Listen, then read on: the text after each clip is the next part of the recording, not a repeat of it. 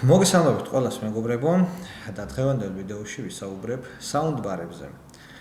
მოგეხსენებათ ბოლო ვიდეო რაც დავდე იყო სწორედ ერთ-ერთი საუნდბარის მიმოხილვა რომელიც ვეყიდე და ზოგადად ვისაუბროთ თუ რა არის საუნდბარები, რაში გვჭირდება, რა მოწყობილობებია და ვისაუბროთ ასევე რა თქმა უნდა რომელი ბრენდებია საუკეთესო, რა და ფუნქცია აქვს და როგორი ტიპის საუნდბარები უნდა ვიყიდოთ. და ზოგადად მოგცემთ ასე ვთქვათ ზოგად რჩევებს, რა უნდა გავითვალისწინოთ საუნდბარების შეძენისას, როგორი ტიპის საუნდბარები უნდა ვიყიდოთ და რა საჭიროებებს უნდა მოვახმაროთ კონკრეტულად.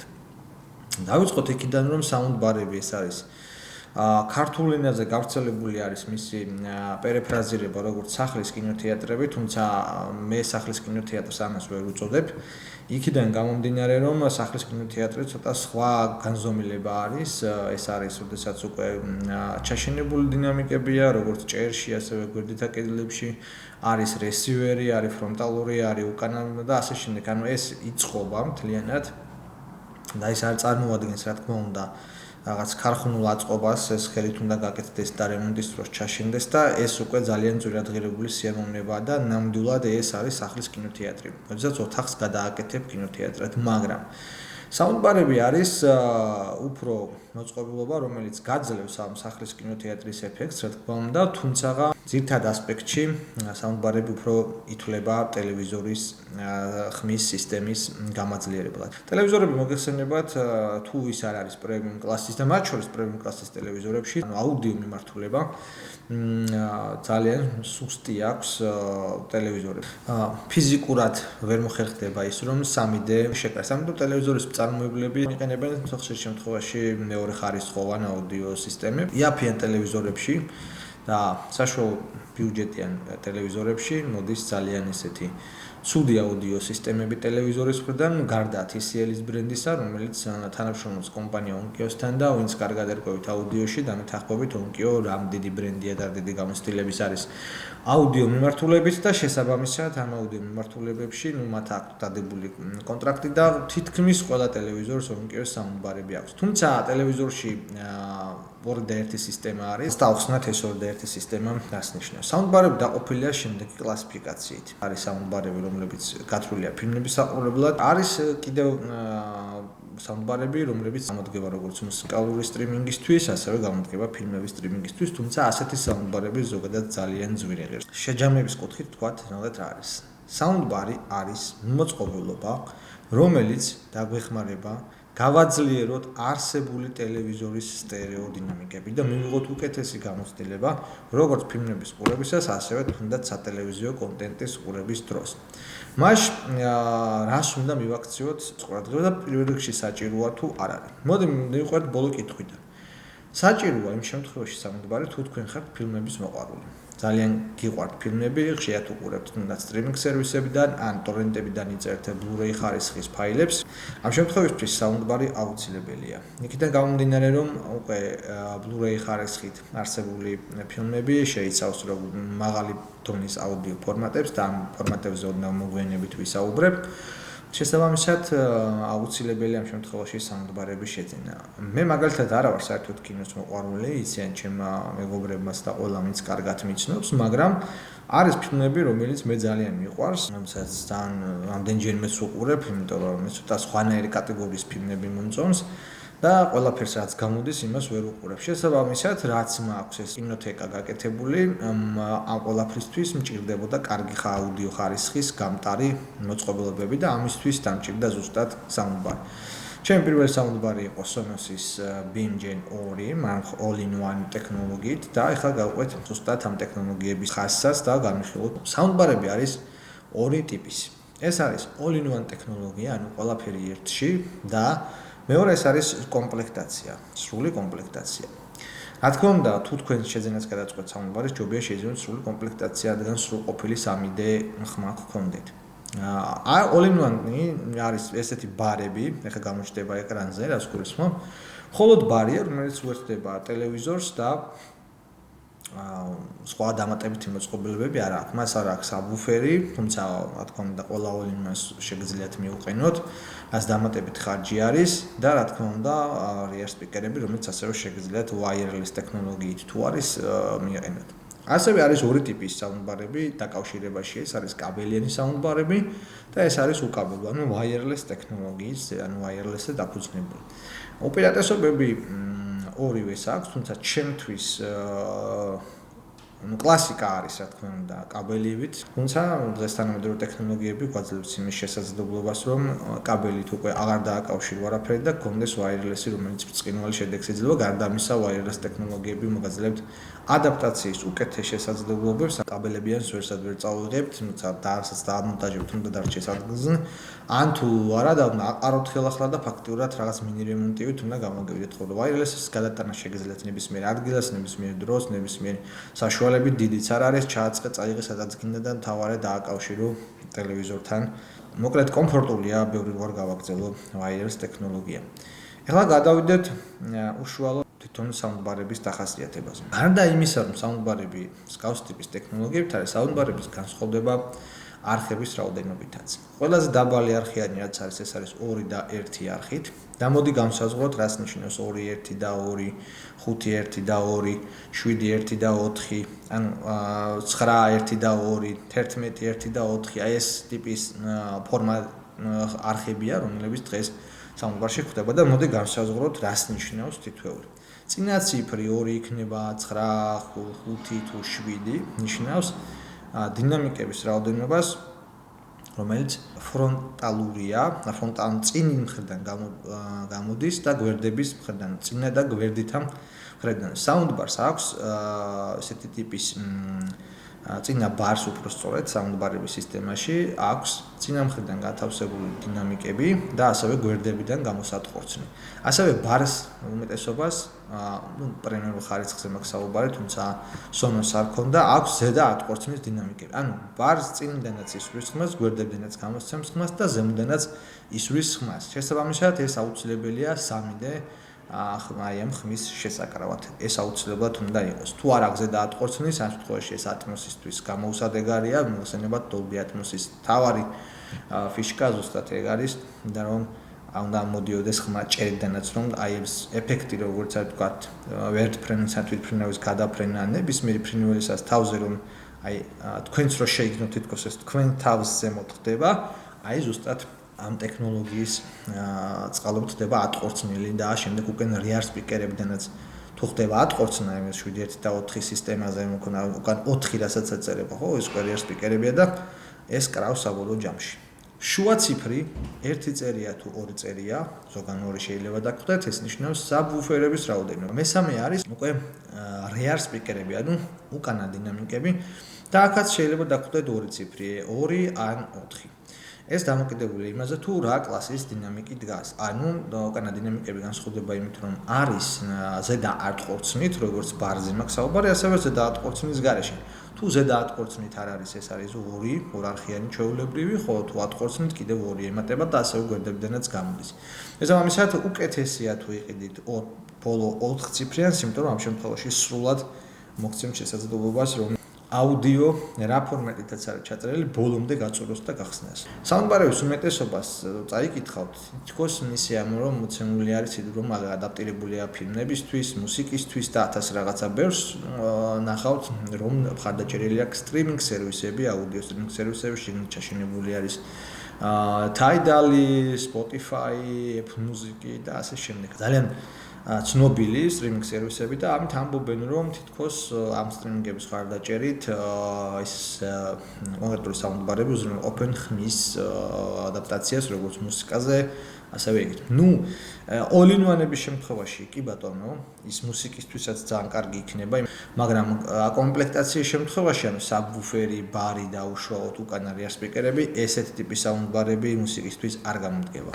ზოგადადაც რო შევადაროთ საუნდბარები თუნდაც all-in-one სტანდარტულ სტერეო სისტემებს, რომლებიც მუსიკისთვის არის, ახლოსაც ვერ მივა მასთან, იქიდან გამომდინარე, რომ საუნდბარები მთლიანად აწყობილი და ადაპტირებულია ფილმებზე და იმ ფორმატების უკეთ დამუშავებაზე, ვიდრე მუსიკაზე. მოდი ახლა მივყვეთ თუ ეს რა ფორმატები გვაქვს. ძირითადად გვაქვს 2 კომპანია, რომელიც მუშაობს ამ მიმართულებით ეს არის კომპანია Dolby და ეს არის DTS. ან Digital Theatre System. ნუ განსხვავება ამ ორ შორის ის არის, რომ ძირითადი განსხვავებებზე გეტყვით, რა თქმა უნდა, და ხან სრულიად არ მოვყვები, იმიტომ რომ ძალიან დიდი თემა იქნება და ვიდეოც გაიწელება. ნუ ამაზე თქვენ შეგიძლიათ მე ინფორმაციები მარტივად მოიძიოთ, ან ბოლო AI-ს კითხოთ, რა არის განსხვავება, თუმცა ამ ძირითად განსხვავებებს გეტყვით. ორივე არის მკვეთრად გამოხატული ფილმებისთვის დაწერილი აუდიო კოდეკები, თუმცა განსხვავება ის არის, რომ კომპანია Dolby და DTS-ი სრულიად ორი გემოვნების ტიპის ადამიანისთვის არის შექმნილი აუდიო. Dolby არის უფრო აქცენტირებული სისუფთავეზე ხმის, უფრო ნაზი ტონები მოდის და უფრო ასე ვთქვათ დაბალანსებული არის და სასიამოვნო მოსასმენად. DTS-ი კი პირიქით უფრო აგრესიული ხმა არის, უფრო მჭახი ხმა არის, უფრო დეტალებზე არის ხმის დეტალებზე ორიენტირებული და შესაბამისად უფრო ასეთი ხმაურიანია და ჟღერადია. კომპანია Dolby-ს აქვს შემდეგი ფორმატები, საერთოდ Dolby Digital-ი, საწყისი რაც არის, Dolby Digital Plus-ი და Dolby True HD. ნუ ეს ძირითად ფორმატებზე მაქვს საუბარი და არა ზოგადად. ასევე DTS არის სტანდარტული DTS-ი, DTS HD Master Audio, რომელიც მოძველებული კოდეკია და გეტყვით რატო და DTS X-ი და DTS X Pro. კომპანია Dolby არის პოპულარული, უფრო ვიდრე კომპანია DTS, მიუხედავად იმისა, რომ DTS-ის აუდიო ფორმატი აბსოლუტურად ღია და უფასოა. Dolby-სგან განსხვავებით, Dolby-ს ლიცენზიები სჭირდება იმისთვის, რომ თქვენ საუნდბარში ფული უნდა გადაუხადოს ნებისმიერ საუნდბარის წარმოებელმა, რომ Dolby-ის Atmos-ის ხარდაჭერა გქონდეს.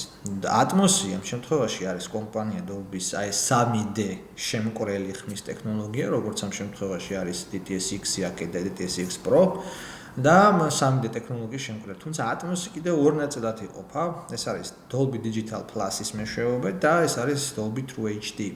ანუ განსხვავება ერთი არის შეკუმშული დანაკარგების შეკუმშული ხმა, რომელიც დათქონა დანაკარგებით მოდის თქვენამდე და ამას ძირითადად იყენებენ სტრიმინგ სერვისები, ანუ თქვენ თუ Netflix-ის მომხმარებელი ხართ, ნახავთ აუცილებლად Dolby Atmos-ი, თუმცა ეს Dolby Atmos-ი არ იქნება ესეთი როგორშიც ფილმი არის გადაღებული.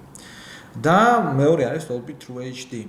ანუ ეს არის შეუკუმშავი უდანაკარგო ხმა, ანუ lossless, რასაც ვეძახით, აი ამ ფორმატში გამოტარებული, ეს კი ნიშნავს იმას, რომ ის აუდიო, რომელიც კონკრეტულად ფილმის, ან შეიძლება სატესტო ფაილს გქონდეს, მოდის უდანაკარგოდ და თქვენ მის სრულყოფილებას და სიდიადეს ბოლომდე შეიგრძნოთ.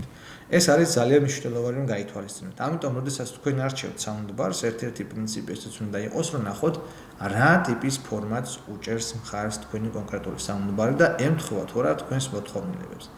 DTS-ის შემთხვევაში რაც შეეხება მინუსი ის არის, რომ ზოგადად მე პირადად ჩემი აზრია, რომ ეს კომპანია ცოტა დაულაგებლად მეჩვენება ზოგადად Digital Theatre System. ანუ სტანდარტული DTS-ი კი ბატონო ვიცით რაც არის, დიდი ხანია აღარ არის მხარდაჭერების ფორმატში.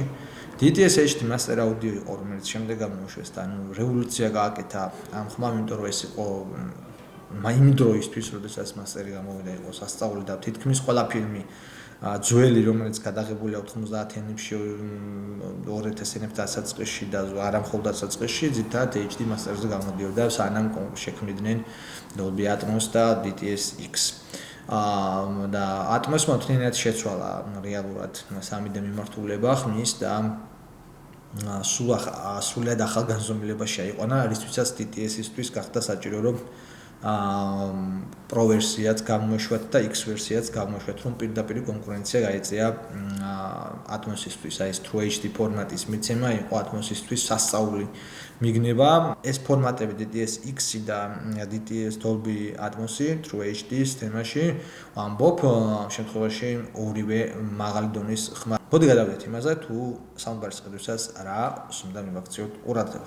მე შევეცადე, რომ ზოგადი ინფორმაცია მომეწოდებინა თქვენთვის ამ კონკრეტულ თემატიკაზე და ეხლა მოდი ეს ზოგადი რომ ძალიან არ გამოგვიდეს დავაკონკრეტოთ თითოეულ ასპექტს მივაქციოთ ყურადღება. ხო, ნუ საუნდბარის ყიდვას გადაწყვეთ. ეს ნიშნავს იმას, რომ თქვენ ფილმების ყურება გინდათ უკეთეს ხარისხში. თუ მუსიკისთვის გინდათ საუნდბარის ყიდვა, პირდაპირ გეუბნებით ფული არ გადაყაროთ, წადით და იყიდეთ კარგი სტერეო სისტემა. მაგრამ თუ მაინც და მაინც საუნდბარის ყიდვა გინდათ ისე რომ მუსიკაც გქონდეთ და ასე შემდეგ იყიდეთ all in one soundbar. თუ თქვენ მიზანი არ არის მხოლოდ ფილმების ყურება. თუ მხოლოდ ფილმებისთვის გინდათ, აუცილებლად უნდა იყიდოთ კომპლექტიანი.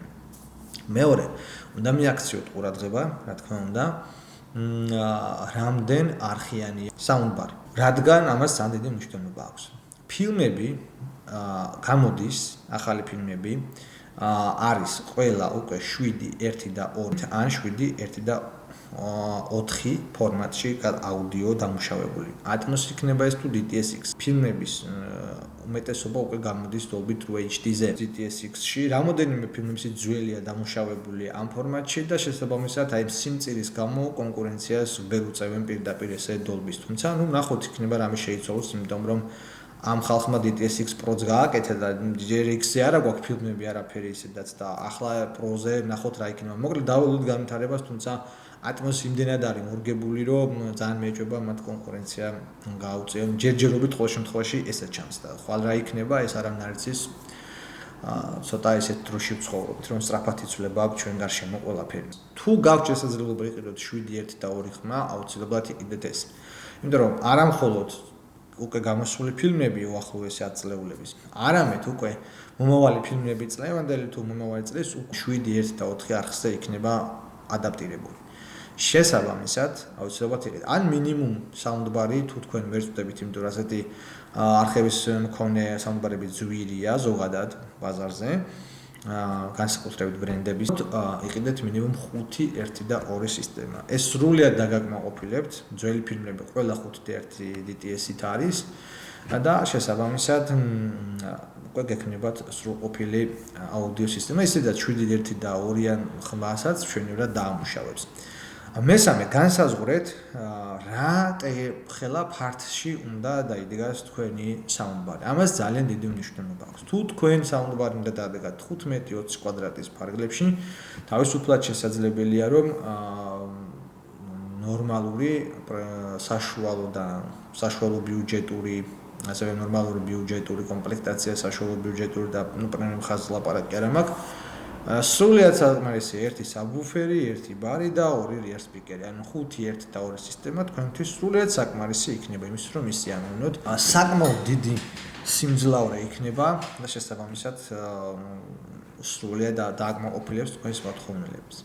თუ თქვენი ფართი წარმოადგენს საკმაოდ დიდ, ანუ 30, 50 ან 60 კვადრატი ან საერთოდაც ცალკე გინდათ, მაშინ თუ 100 კვადრატია, მაშინ სახლის კინოთეატრი უნდა მოაწყო და ააშენოთ და თუ ამ შემთხვევაში ჩვენ სახზე ვსაუბრობთ, ალბათ მაქსიმუმ 40 კვადრატი შეიძლება იყოს, რა შეიძლება რომ მოათავსოთ, აქ უკვე გასათვალისწინებელი არის, რა თქმა უნდა, საბუფერების რაოდენობა, რადგან ძლიერი ბასი და დაბალი სიხშირეების მოსმენაში საუნდბარს აუცილებლად სჭირდება საბვუფერი, რომელიც აი ამ ყველაფერში გეხმარება. All-in-one ტექნოლოგიით დამზადებულებს არა აქვთ გარდა რამდენიმე პრემიუმ ბრენდისა, შიგნით ჩამონტაჟებული საბუფერები, თუმცა ის ჩამონტაჟებული საბუფერებიც არის ძალიან მცირე ზომის და ფაქტიურად გინდა გქონიათ, გინდა არა. უბრალოდ განსხვავება ის არის, რომ სხვა all-in-one-ებისგან ოდნავ მეტ ბასს მოგცემთ, მეტი არაფერი არ იქნება, ისიც შეუმჩნევად ვერც გაარჩევთ, იმიტომ რომ რეალურად არანაირი ეფექტის მოცემა, რა თქმა უნდა, არ შეუძლია. ნუ Sonos Arc-მა გააკეთა ახლა ახალი ტექნოლოგიით, იმაზე მაქვს ვიდეო და შეგიძლიათ ნახოთ. აი იქ როგორც ამბობენ მხილველები, ჩვენ არა გვაქვს იმის ფუფუნება, რომ აქ გავტესტოთ, არც არის ბრენდი შემოსული და ალბათ არ ჩემოვა. აქ არასოდეს შესაბამისად ამბობენ ცნობილი გამოცემები და მომხილველები და მათი ექსპერტები, რომ აი გძნობა სტანდარტული არკისგან განსხვავებით ის ბასის და იმის ძალა, მაგრამ რა თქმა უნდა სტანდარტულ საბუფერთან ეგ შეუძლებელი. ეხლა მე გადავდეთ კიდევ ერთ ფაქტორზე, ფორმატების მხარდაჭერა. არის საუნდბარების გარკვეული ტიპები, რომლებიც არ უჭერენ სრულად როგორც Dolby-s, ასევე DTS-ის კოდეკებს. მაგალითად, Sonos-ის ბიუჯეტურ კლასში, რომელსაც საუკეთესო საუნდბარები აქვს ზოგადად ამ კომპანიას, საერთოდ არ არის DTS-ის ყველა ფორმატის მხარდაჭერა. იგივე შეიძლება იყოს სხვა ტიპის ბრენდზე, რომელსაც არ ქონდათ, ამიტომ მონაცემები კარგად უნდა წაიკითხოთ. მოკლედ, თუ თქვენი სულ მიზანი არის ფილმების ყურება, მაშინ ყველა ფორმატის მხარდაჭერა უნდა გქონდეთ, იმიტომ რომ რასაც გადმოწერთ, შეიძლება შეხვდეთ DTS HD Master, მე ასე შემდეგ, ასე შემდეგ. Sonos-ი მკვეთრად გამოხატული, სატუ ამბობ, რომ ეს მკვეთრად გამოხატული Dolby Atmos-ის საუნდბარების წარმოებელია, ის არ აღიარებს DTS-ის ფორმატს. გარდა სტანდარტული DTS-ი აქვს ესეც იძულებული გახდნენ რომ დაემატებინათ აპდეიტის მერე მოვიდეთ, თორე თავიდან ეგეც არ ქონდათ. დანარჩენებს ყველა სტანდარტულად აქვს ჩამონტაჟებული, მაგრამ გაითვალისწინეთ და შეხედეთ ფორმატებს, ყველა ფორმატის მხარდაჭერა უნდა ქონდეს. და დღეს ეს ფუფუნება აღარ არის, იმიტომ რომ $400-500-დან უკვე თავისუფლად შესაძლებელია ყველა ფორმატის მხარდაჭერა ქონდეს. თქვენს საუნდბარებს. საუნდბარები ბევრი შეგვხვდებათ ინტერნეტში. ძალიან ბევრნაირი ეს დასახელების და ასეთი რეკლამები და ამას შვრება, იმას შვრება შიგნით, მაგრამ ეს ასე არ არის. საუნდბარები იყიდეთ ისეთი მწარმოებლებისაგან, რომლებიც აუდიოში გამოცდილები არიან. ანუ ვინც დიდი ხანია აკეთებენ აუდიო მიმართულებასაც. მე რაც ვიყიდე TCL-ის თემა არ აკეთებენ, მე ძალიან დიდ რისკზე წავედი, მაგრამ დიდი რისკიც არ იყო, იმიტომ რომ ძალიან კარგ ფასად ვიყიდე, დაბალ ფასად ვიყიდე, ვიდრე შეიძლება რომ ასეთი ტიპის საუნდბარი იყიდე, მაგრამ ამ რისკმა გაამართლა. ასეთი ტიპის რისკები უნდა იცოდეთ როგორ გარისკოთ. ეხლა მე ასე თუ ისე ამ თემაში კარგად ვერ ყვევი, ბევრისგან განსხვავებით. და ამიტომ ჩემი რისკი თლათ ესე უმიზნოდ არ გამირისკია და რაღაცა გააზრების გარეშე. მე ვიცოდი, რასაც ვყიდულობდი, ტექნოლოგიური ისინი ვიცოდი, შესრულებები ვიცოდი, ვნახე და ასე შემდეგ. აქედან გამომდინარე გადავხედეთ. თქვენ გირჩევთ, რომ სანამ კონკრეტულ მოდელს რამეს ნახავთ, ან თქვა ფასში მოგეწონებათ, დეტალურად შეისწავლოთ მისი სპეციფიკაციები, ანუ ტექნიკური მახასიათებლები. შემდეგი მნიშვნელოვანი არის, აქვს თუ არა 2 HDMI. არის საუნდბარები, რომელსაც არ აქვს 2 HDMI, მხოლოდ ერთი აქვს, აი Sonos-ის შემთხვევაში. მე რაც მქონდა, აქვს ერთი და ასევე ARX-აც აქვს ზუსტად ერთი. ეგ იმას ნიშნავს, რომ თუ in-out ფორმატი არ გაქვთ, თქვენ გაგიჭირდებათ მაღალი ხარისხის აუდიო ფორმატების გატარება. მოკლედ რო აგიხსნათ, ეხლა რა ხდება? რას ნიშნავს ეს მაღალი ხარისხის აუდიო ფორმატების გატარება? თქვენ ამისთვის გჭირდებათ ან ისეთი ტელევიზორი, რომელსაც ასეთი ტიპის ფორმატების მხარდაჭერა აქვს, რომ გარემოწყობილობა დაერთოთ და შესაბამისად ტელევიზორმა გადაამუშავოს და დეკოდირება, რომ ტელევიზორი ზოგადად ახდენს აუდიო ფორმატების დეკოდირებას, ჩვენ ამისთვის რომ ეს დეკოდირება ავიძინოთ, თავარი ტელევიზორს ჰქონდეს pass-through რეჟიმი, რომელსაც ეს არის შესაძლებლობა, როცა გამტარის ფუნქციას იღებს, უდანაკარგოდ გაატარებს ტელევიზორი კონკრეტულ რაღაცას და შემდეგ NVIDIA Shield TV Pro თიმე მაგალითად და ან სხვა გარემოწყობილობით შესაძლებელი არის, რომ ეს კონკრეტული ფორმატები უბრალოდ ტელევიზორის მეშვეობით გაატაროთ და საუნდბარზე წავიდეს და გამოსცეს ეს მაღალი ხარისხის ხმა. მაგრამ ტელევიზორების უმეტესობას ჩემო კარგებო არ აქვს მხარდაჭერა ასეთი ტიპის ფორმატების, როგორიცაა Dolby True HD და DTS-X. ერთად ეს რომ ნახოთ, ძალიან იშვიათი ტელევიზორებია, ბაზარზე თითქმის ჩამოსათვლელი. შესაბამისად, შენ რა ფაილიც არ უნდა გაატარო, ტელევიზორის მეშვეობით პირდაპირ და არ მოგიწევს კონკრეტული სქემის აწყობა და გეტყვით რა სქემაზეა საუბარი. ამ შემთხვევაში ტელევიზორ დეკოდირებას გაუკეთებს ყველა ვარიანტში შეკუმშული ხმა, ანუ დანაკარგიანი ხმა გამოგება და ის ეფექტი რა თქმა უნდა არ იქნება, რომელიც ყვარს ჩამოაგდებინებს ადამიანს და აი ფთლინად ფილმში შეათრევს და იქ რო იქნები და რო იგრძნობ ამას, რომ აი ფილმში ვზივარ, აი ესეთი შეგრძნება არ გექნება. რა თქმა უნდა, კარგი ხმა იქნება, ეს შეიძლება თქვა რომ ახლა ტელევიზორს კი ჯობია, მაგრამ ეს ბოლომდე გახსნილი ხმა ვერ იქნება და ყველა ის მნიშვნელოვანი ელემენტი, ერთიც შენ ბოლომდე უნდა იკაიფო და დიდი სიამოვნება მიიღო ამ აუდიოთი, ეგრეთ ახლა აუდიოს განმიღებული სიამოვნება ცალკე ორგაზმია, იქიდან გამომდინარე, რომ ფილმები, რომელიც არის ექშენი, ბლოკბასტერები, ესეთი ტიპის რაღაცა, იქ 70% დაახლოებით არის ხმა და დანარჩენი უკვე ეს აი მარველის ფილმები, ვისაც გიყვართ, თქვენ თუ საუნდბარში არ მოусმინეთ და არ უყურეთ, ჩათვალეთ, რომ ეგ ფილმები ნანახი არ გაქვთ. იმიტომ რომ იქ რა ხმებიც არის, ხო, სპაიდერმენები იქნება თუ ასე შემდეგ. და იქ თავარი ფილმი ზუსტად ამაზე ეწყობა, რომ აი ამ ხმის ელემენტებზე არის აგებული და ეს არის თავარი პოზიციონირება. ასევე ოსკარებისაც თუ მიაქცევთ ყურადღებას, იქ ცალკე ჯილდოები არის აუდიოში და აი ბოლოს მახსენდება იაპონური Godzilla, რომელიც წინვალი ატმოსი აქვს, აი არ ვიცი. ნახეთ, გადმოწერეთ დევს უფასოდ ეს ფილმი და აუცილებლად მოусმინეთ ასეთი ტიპის საუნდბარებით, რომ გაიგოთ და შეიგრძნოთ თუ რაზე არის აქ საუბარი. ამიტომ მნიშვნელოვანი არის HDMI-ის ქონა, რომ თქვენ დამატებითი გარემოწყობილობებთან სქემა აწყოთ, რომ ტელევიზორის დეკოდირება აიცილოთ თავიდან და გაუშვათ ის ფორმატი, როგორიც არის სრულფასოვნად. ასევე მნიშვნელოვანი ფაქტორია, რომ საუნდბარების შეძენისას გავითვალისწინოთ, რამდენად აქვს e-ARG პორტი. ARC და IARC რაც არის ეს ვიდეო გაკეთებული მაქვს არხზე და შეგიძლიათ ნახოთ, ამიტომ ამაზე არ შევჩერდები. IARC პორტი უბრალოდ გეტყვით, რომ გვეხმარება მაღალი ხარისხის აი ამ აუდიოს გატარებისთვის. ეს არის ძალიან მნიშვნელოვანი. აუცილებლად დაგჭირდებათ კარგი კაბელი HDMI 2.1 ფორმატის, სერტიფიცირებული, რომელსაც აქვს მაღალი სიჩქარის გადაცემის შესაძლებლობა, რომ აუდიო ფორმატები გაატაროს. და დაგვრჩა ბრენდები. თუ რომელი ბრენდებისგან შეიძლება ვიყიდოთ კონკრეტული საუნდბარები, ვის შეიძლება ვენდოთ. ბაზარზე სულ რამოდენიმე ესეთი ბრენდია და ჩამოგეთვლით ბიუჯეტურებში, რომელიც შეიძლება, საშუალო ბიუჯეტურებში, რომელიც შეიძლება და პრემიუმებში, რომელიც შეიძლება. ყველას ვერ ჩამოვთვლი ბუნებრივია და თქვენ შეგიძლიათ რომ მოიძიოთ, მაგრამ იმ გამოცდილ ტოპ ბრენდებს გეტყვით, რომელიც პროდუქციას ზუსტად ვიცი, რომ მიხვალთ იყიდით, რომ ხარისხი მთავარი არის, გაწყვეტ ტექნიკური შესაძლებლობებს, რომელსაც თითოეულ საუნდბარში დებენ და მოგეხსენებათ, რომ საუნდბარები სხვადასხვა სპეციფიკაციის არის, სხვადასხვა დონის არის და შესაბამისად ფასებშიც განსხვავდება. ბიუჯეტურებში რაც შეეხება, კარგი საუნდბარი აქვს 5.1 და 2 სისტემით, 4K ფასდროს გატარებით და ასე შემდეგ და შემდეგ. ეს არის უკვე კომპანია Vizio და TCL ამ ორი კომპანიის წარმოებული საუნდბარების შეიძინოთ. ცოტა უფრო ზევით არის ნაკამიჩი Shockwave, რომელიც ძალიან მაგარი სერია და ნაკამიჩი არის ერთ-ერთი ტოპ ლეველი, რომელსაც ასევე აქვს საუნდბარები სხვადასხვა ხაზი, სხვადასხვა დონეები, 7.1 და 2 სისტემა არის, სადღაც $650 ფარგლებში ფასდაკლებებზე შეგიძლიათ რომ შეიძინოთ.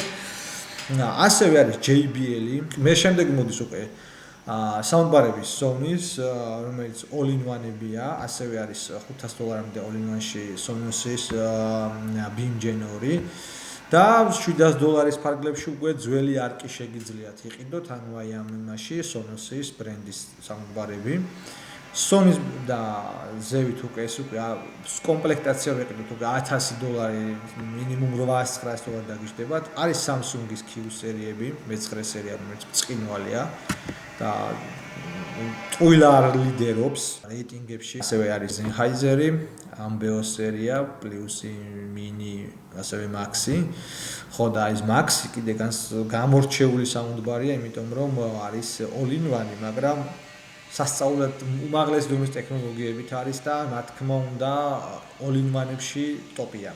ამიტომ თუ all-in-one-ს და ჯიბეთ ხელს გიწყობთ, რა თქმა უნდა უძვირესიც არის და მაინც all-in-one-ი გინდათ და ერთადერთი ბრენდი არის Sennheiser-ი, გერმანული, რომელიც ადაპტირებულია როგორც მუსიკისთვის საუნდბარებში, ასევე ფილმებისთვის. სხვა მე ესე არ გამიგია, რომ მუსიკასაც ესე კარგად ამუშავებდეს და ფილმებსაც. ერთადერთი ეგ არის, მაგრამ ფასით შესაბამისია. ამიტომ შესაბამისად თუ თქვენ გიღებთ რომ ერთი ხმის ზოლში გადაიხადოთ $2000-ზე მეტი, შესაბამისად კი ბატონო. გექნებათ კარგი აპარატი, მაგრამ უძვირესი. რაც შეეხება ყველაზე ძვირად ღირებულ საუნდბარებს, არის ნაკამიჩის Dragon-ი, რომელიც სასწაული რაღაცა გააკეთეს, $3500 ღირდა, თუ სწორად მახსოვს ფასი. Dragon-ის, ნუ ეს უკვე არის ორი საბუფერით, სასწაული დინამიკებით. მოკლედ, მეგობრებო, ეს იყო ძირითადი რჩევები, რაც მინდა რომ მომეცათ თქვენთვის საუნდბარის შეძენისას. თუ რამე გამორჩა და რამე დაგაინტერესებთ, კომენტარებში დამიწერეთ. სულ ეს იყო დღეისთვის. მადლობა ყურადღებისთვის, მადლობა იმისთვის, რომ აქტიურობთ. გამოიწერეთ ეს არხი და დალაიქით ვიდეოები, რომ ბევრმა ნახოს, ბევრმა გაიგოს. ასევე და ვიცოდეთ ის ტექნიკური და ტექნოლოგიური სიახლეები, რაც დღეს სოფლიოში მიმდინარეობს, ამიტომ თქვენ აქტიურობაზე დამოკიდებული, რაც უფრო მეტად აქტიურებს და ეგეთ იქნებით, მეც მეტი мотиваცია მექნება, რომ გავაკეთო უფრო და უფრო მეტი და საინტერესო ვიდეოები, თორე ჩემთვის იუთუბერობა, კიდევ ერთხელ მოფე, ძირითადი საქმიანობა არ არის, ამას ვაკეთებ იმისთვის, რომ თქვენ, თითოეულ თქვენგანს გქონდეთ შესაძლებლობა ნებისმიერ ტიპის ტექნიკასა თუ ტექნოლოგიაზე გქონდეთ ქართულ ენაზე სიახლეები თუ არის რამე, ასე ვთქვათ, ინფორმაცია, რომ იცოდეთ, როდესაც გადაწყვეტ, რომ ამ კონკრეტულ სექტორთან შეხება გქონდეთ, რას მიაქციოთ ყურადღება, სად წაიღოთ, რა არჩევანი გააკეთოთ, რომ შესწავლები არ დაუშვათ და ტყუილი ფულის ყრა არ გამოგივიდეთ და თქვენმა ინვესტიციებმა ბოლომდე გაამართლოს. კიდევ ერთხელ მადლობა ყურადღებისთვის, შემდეგ ვიდეომდე.